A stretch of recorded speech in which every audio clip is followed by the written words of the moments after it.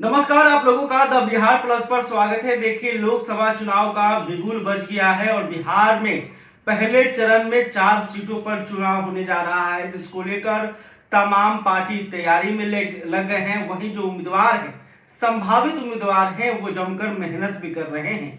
संभावित इसलिए कहना पड़ रहा है क्योंकि बिहार में ना ही एनडीए के तरफ से उम्मीदवारों का ऐलान हुआ है, ना ही सीट बंटवारा हो पाया है।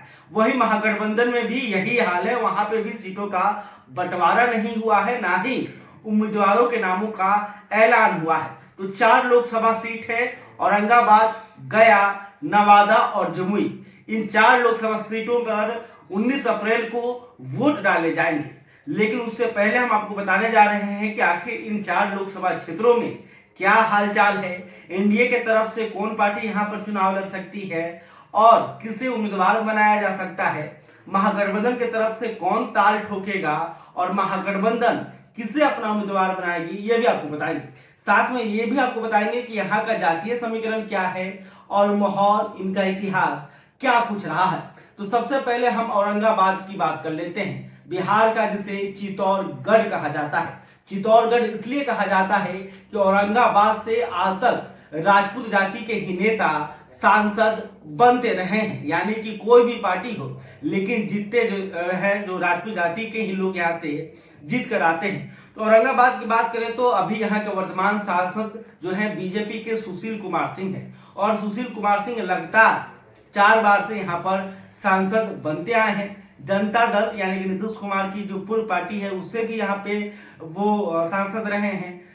जदयू के भी टिकट पर वो सांसद रहे हैं और फिर बीजेपी में चले गए, और बीजेपी के जाने के बाद भी सुशील कुमार सिंह यहाँ से लगातार चुनाव जीतते आ रहे हैं। सुशील कुमार सिंह जो है राजपूत जाति से आते हैं और एक बार फिर से बीजेपी इन्हें उम्मीदवार बना सकती है। लगभग इनका नाम तय माना जा रहा है कि औरंगाबाद से बीजेपी एक बार फिर से सुशील कुमार सिंह को उम्मीदवार बनाएगी। हालांकि एक और उम्मीदवार है जिनका नाम है प्रवीण सिंह, ये भूमिहार जाति से आते हैं। प्रवीण सिंह भी जो है इस सीट पर दावा कर रहे हैं, चाहते हैं कि बीजेपी की तरफ से उन्हें उम्मीदवार बनाया जाए। लेकिन सुशील कुमार सिंह की जो उम्मीदवारी है उसे काफी मजबूत माना जा रहा है और एक बार से कहा जा रहा है कि बीजेपी इन पर ही भरोसा करेगी। और अब बात करते हैं कि महागठबंधन की, तो महागठबंधन की तरफ से कौन पार्टी चुनाव लड़ेगी, क्योंकि कांग्रेस की ये परंपरागत सीट रही है।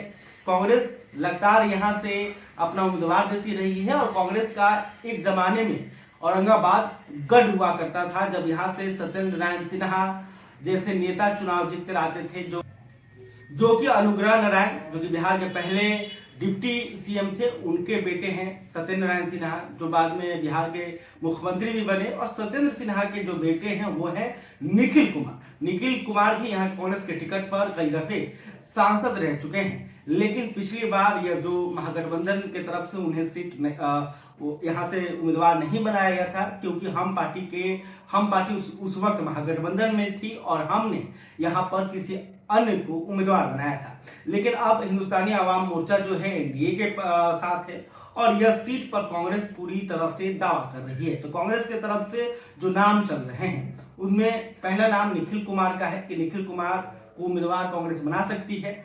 दूसरा जो नाम है वो है अवधेश सिंह का। अवधेश सिंह बहुत ही मजबूती से जमीनी स्तर पर काम कर रहे हैं और दावेदारी भी कर रहे हैं। उनका दावा है कि कांग्रेस उन्हें अपना उम्मीदवार बनाएगी और जमकर लोकसभा क्षेत्र में मेहनत भी कर रहे हैं। इसके अलावे नाम है अशोक सिंह। अशोक सिंह भी जो है आरजेडी के नेता हैं और वो चाहते हैं कि राजद इस सीट पर चुनाव लड़े, क्योंकि कांग्रेस को पिछले कई दफे से यहाँ पर सफलता नहीं मिल रही है। तो आरजेडी की तरफ से अशोक सिंह दावा कर रहे हैं। इसके अलावे डब्लू सिंह, जिनकी पत्नी जो है आरजेडी की विधायक हैं, डब्लू सिंह जो है आरजेडी के विधायक हैं, तो वो भी इस सीट पर दावा कर रहे हैं और कहा जा रहा है कि वो अपनी पत्नी के लिए इस सीट की मांग कर रहे हैं कि उन्हें राजद की तरफ से उम्मीदवार बनाया जाए। तो औरंगाबाद में यही जो संभावित है उम्मीदवार हैं।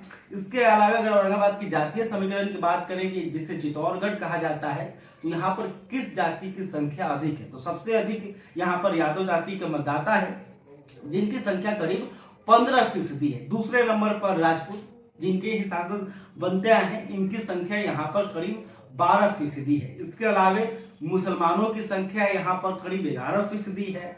पासवान जो कि एक चिराग पासवान के कोर वोटर माने जाते हैं। तो पासवान जाति की संख्या यहाँ पर करीब 8.5% है। इसके अलावा मुसहर जाति जिससे जीतनराम मांझी आते हैं और मुसहर जाति पर अपना दावा करते हैं, तो मुसहर जाति की संख्या यहाँ पर करीब 7.5% है। इसके अलावा रविदास की संख्या यहाँ पे 6.5% है।